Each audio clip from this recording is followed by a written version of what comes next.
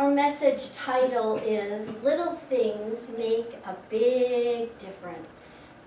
And so that's what we're going to be looking at today, starting with a Native American legend that goes like this.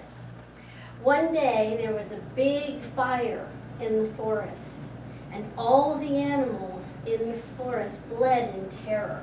They began to run in all directions but away from the fire. And the reason was because it was a violent fire. It was moving quickly and it was taking lives. And so as the jaguar was moving away, he noticed a hummingbird overhead. The hummingbird was going in the wrong direction.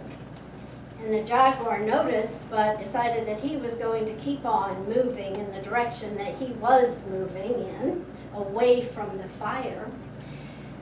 But a few minutes later, he noticed the hummingbird coming back, going in the same direction, away from the fire, going in the same direction that he was moving. And so he continued moving, and after a while, he realized that the hummingbird was going back and forth over his head on the path. And so he thought that was rather bizarre behavior, to go toward the fire and then away from the fire, although I bet some of us can relate to that in life. So he decided he would ask the hummingbird, "What are you doing? Why are you going that way?" And the hummingbird responded by saying that he was going to the lake and filling his beak with water. And then he was bringing the water back and dropping it onto the fire. Well, the jaguar just busted out laughing. "Are you serious right now? Do you really think that you're helping to extinguish the fire?" And this is the hummingbird's response. "No. In fact, I know that I cannot completely extinguish the fire on my own. But the forest is my home. It feeds me, it shelters me, and it shelters my family. And so I'm very grateful to the forest. I help the forest when I pollinate flowers. I help the forest to grow. And I am part of the forest, and the forest is part of me. So although I know that I can't put out the fire entirely alone, I must do my part." At that particular moment, the forest spirits happened to be listening, and they were moved by the hummingbird's thoughts and heart and actions. And so miraculously, they sent a torrential downpour, which did put an end to the fire. Now, can't you just imagine those Native American grandmothers or parents telling the story to the children and then saying, "So you see, it's important that you do your part." Teaching lessons, life lessons. And we all got those, and we're still getting them every day, right? Every day there's something new for us. And it's all about doing our part. No matter how little or big we perceive our actions or our words to be, we do make a difference. And if each one of us makes a small difference, can you even imagine how together we can make a big difference? I can think of lots of ways, and we're going to talk about some of those. Great acts are made up of small deeds, says Lao Tzu. Well, basically what we're talking about is the fact that there is nothing small about who and what you are. You are one with the source energy of the universe. You are one with all that is. So how could you be small? Ernest Holmes says, and we all read this earlier today, affirm that you are that larger thing, that you are now entering into the larger life. Feel that something within is drawing more to you. Live with the idea and let the concept grow, expecting only the biggest and the best to happen. I was pretty intrigued when I read that with that idea of feel that something within is drawing more to you. We know that God itself, the essence of all that is within us. That's evidence that what lies within is larger than what surrounds us. What is within us is bigger than our environment. It has a gravitational force. There's a chasm the size of the universe within you, although you can't see it, but you can feel it. You can't imagine it. You can look inside and recognize the presence of something bigger and greater than you are. And I like the word recognize because recognize means to rethink. Rethink about your perception of who you are, because that is your truth. Your greater reality is much larger than your physical parameters. Inside your rib cage, within the heart or your solar plexus, or even within the energy and the chakras, you are the size of the universe. Ralph Waldo Emerson says, what lies behind us and what lies before us are tiny matters compared to what lies within us. You know, Ernest Holmes agreed with that. Ernest Holmes says, we have within us a power that is greater than anything we shall ever contact, a power that can overcome every obstacle in our life and set us safe, satisfied, and at peace, healed and prosperous, in a new light and a new life. Powerful words that we can each take to heart. So, what are some of the ways that we can do this? I'm sure you already have a whole list going through your mind of ways that you already do the little things in life.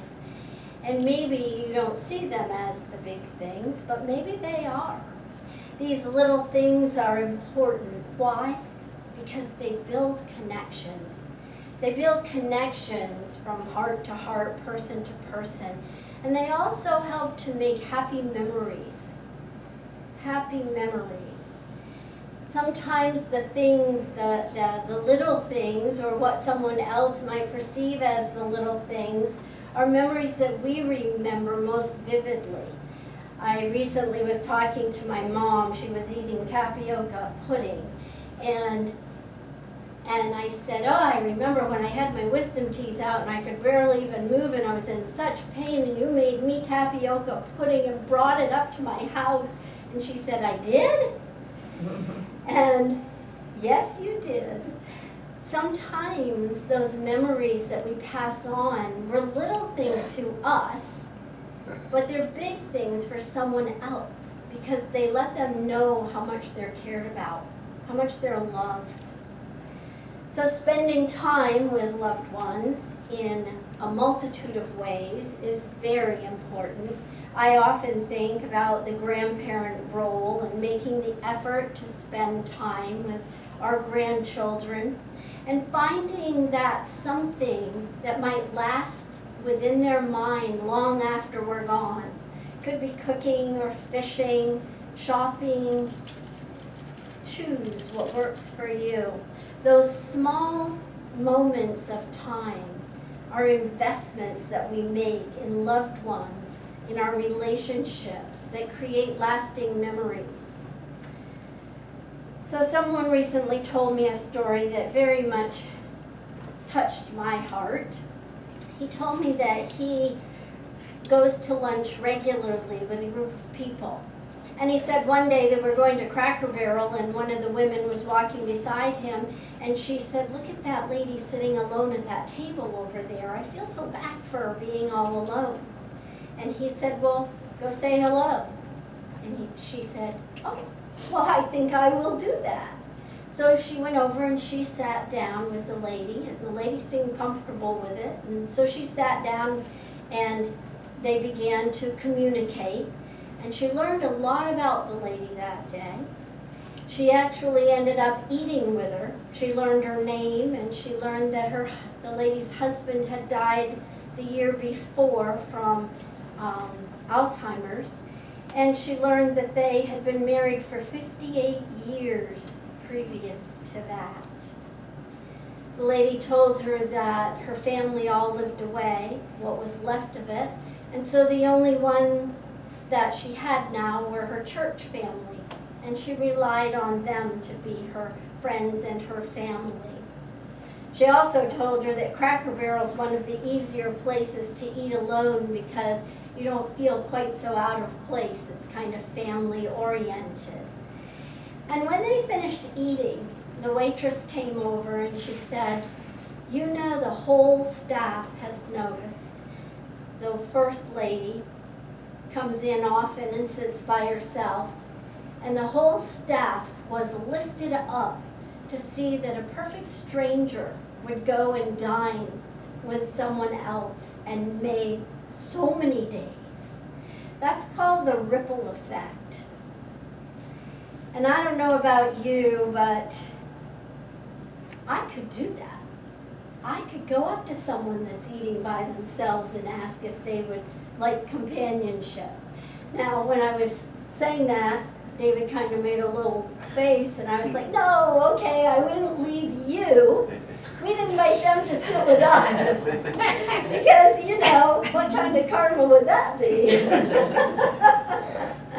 It's more of an inclusivity idea. Napoleon Hill says if you cannot do great things, do small things in a great way. And I love the words from Mother Teresa, very Ernest Holmes kind of words. Be faithful in small things because it is in them that your strength lies. Our strength to make a big difference through what seems to be our little actions. Quantum science is the study of the tiniest elements of the universe. Now you can take a deep breath and relax because I'm not going to talk about quantum science, but I am going to talk about the tiniest elements of the universe. I asked the internet this week, just out of curiosity, how many atoms are in a grain of sand? I was going to ask for a thimble first, but I couldn't quite figure out the answer to that, so I asked what a grain of sand. He said the answer I received was 10 to the 22nd power, or approximately the number of stars in the observable universe. That's a rough estimate of 100 billion stars in 100 billion universes, galaxies. So if you multiply 100 billion times 100 billion, you get 10 to the 22nd power. That's a lot. That's how many atoms there are in one grain of sand. The author of this article said this: if you believe that the answer needs to be taken with a grain of salt, how big a grain of salt? Perhaps one that contains at least as many stars as the observable universe? And speaking of stars, each one of those tiny little stars, one of those tiny little specks in the sky, are actually the size of our sun, sending light beams at 186,000 miles per second over thousands of years, and yet I can eliminate it by just putting my finger, the tip of my finger, in the air. I can obscure or obliterate an entire universe with just the tip of my finger, large to small. What is bigger than the other in reality? Well, according to my personal perception anyway, I am bigger than tip of my finger is bigger than an entire universe. Well, galaxy, I'm sorry. And in terms of energy, I found this quite fascinating because I looked this up too. The fission, or the splitting of atoms, creates a lot of energy. We all know that from the atomic bombs. But how much? In 1 pound of uranium, if you would, 1 pound of uranium contains the equivalent to the detonation of 4,600 tons of TNT. 1 pound, 4,600 tons. In pounds, that's a ratio of 1 to 9.2 million. 1 pound to 9.2 million pounds by splitting atoms, the tiniest thing in the universe. So in other words, we can agree that atoms are extremely small, and yet we have found that in the process of splitting atoms, atomic energy is anything but small. small things really can make a big difference. Yes, they sure can. Those are some interesting facts. And we can see in those ideas that David shared how something small can have an effect that is a great change. So let's look at a few other things that are a little more common than those. You can see his mind goes way out there with these ideas, and I just love it, and I love listening to him and how incredible the allness of this wonderful world and universe that we live in is, because it's demonstrated everywhere for us. So, as little drops of water make mighty oceans, similarly, little deeds of kindness can make us dear to others, and even sometimes move the hearts of what might be perceived as an enemy. And so it's vital for us to remember that there really is no enemy. There's only one, and our deeds, our good deeds, can open up the hearts of all people. And so let's look at a reflection of how small actions like water droplets, grains of sand, moments in time, and errors that we make a difference in life, because they contribute to the larger outcomes. Those water droplets become and form oceans. The grains of sand create large land masses.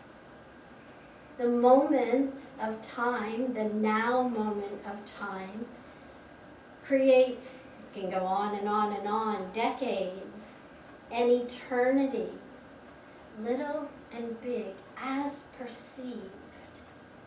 And the errors create deviation from our virtues, from our values. That's why we call it an error, so that we can look anew and make a shift in the thought that created that. It's the ripple effect once again. So enjoy the small things in life, the things that you can accomplish easily, effortlessly, and willingly, because when you look back upon them, we can understand that they really were and are the big things. Like my mom's tapioca pudding. That was a big moment for me. Remembered for a lot of years, shall we say. You probably all remember the saying that if you think small things don't matter, sleep with a mosquito.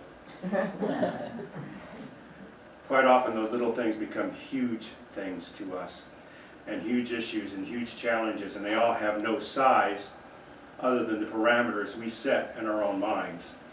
That's why a big deal to us is consequential to our neighbors quite often. Here's an example that I got this week. You know, Deborah quite often talks about how she likes to go and float in the pool, and when she's out there, she's enjoying nature. She's listening to the birds, looking at the trees and the sky and the clouds above her, and she's just relaxing. And quite often I'll go out and join her, or I'll just sit on the edge of the pool and talk to her. And so I went out there this week and sat beside her, and as we're carrying on a conversation, I noticed the dogs in our neighbors' yards were all chatting too. And I think it seems to me like every house in our neighborhood has at least one dog. I know there's one a couple houses down that has 5 or 6. And once one starts to go, the neighbor's dogs start to go, and then all of them have to go, and it's an absolute cacophony of dog barks. And it climbs under my skin, and it drives me crazy. And so I got to the point where I'm sorry, I just can't carry this conversation on anymore because it's really disturbing me, and I had to go inside and chill out. Meanwhile, Deborah's out there floating in the pool, oblivious to all of it, looking at the nature around her and feeling calm and at ease. So values and priorities shift from one person to the next, and often within ourselves from 1 minute to the next. Because there are many times I go out in the yard and work in the yard, I don't even notice the dogs barking. They don't bother me at all. And when our daughter's little Yorkies come over and start yapping at all the dogs, that really drives me crazy.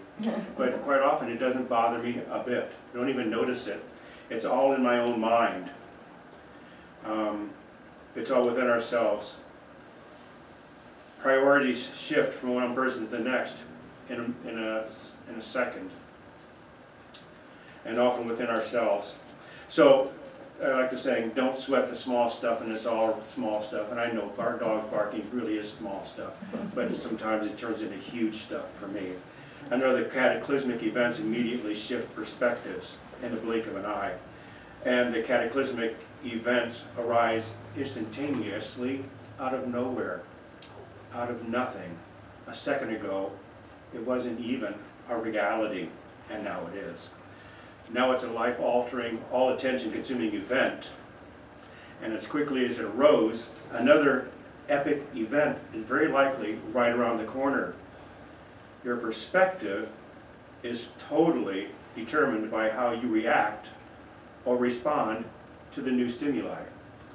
None of it is big stuff unless you decide that it is, and none of it can affect you unless you choose to let it. So true. When David first shared that story when we were practicing this week, I said, oh my gosh, I can't believe this, because what I'm going to be telling about next is similar, but not to do with us. Carl Sandburg, a famous American poet who won 3 Pulitzer Prizes, tells a story about his next-door neighbor.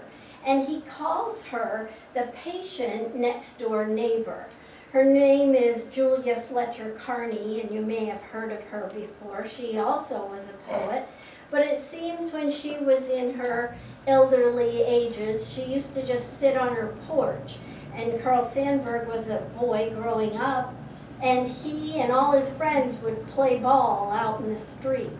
And he called her the patient next-door neighbor because he said she never seemed to mind, while some of the other people on the street would say, you boys need to be quiet.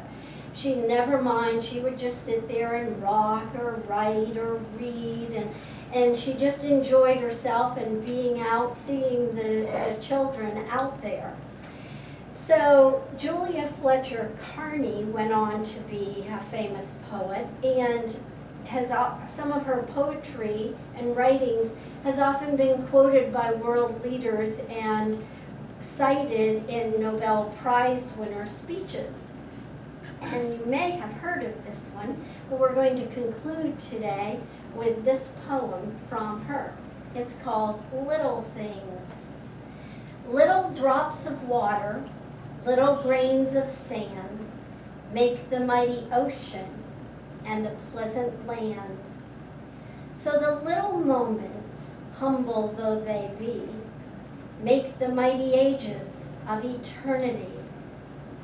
So the little errors lead the soul away from the paths of virtue, far in sin to stray. Little deeds of kindness, little words of love, help to make earth happy like the heaven above.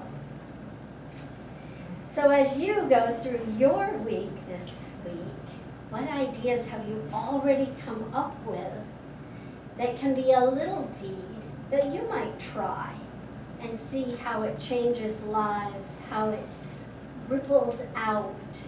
I know when I go out to dinner next time, I'm going to look for someone who's sitting alone who might want to join us, knowing full well that they might say no, and that's okay. And so enjoy making those little deeds that are really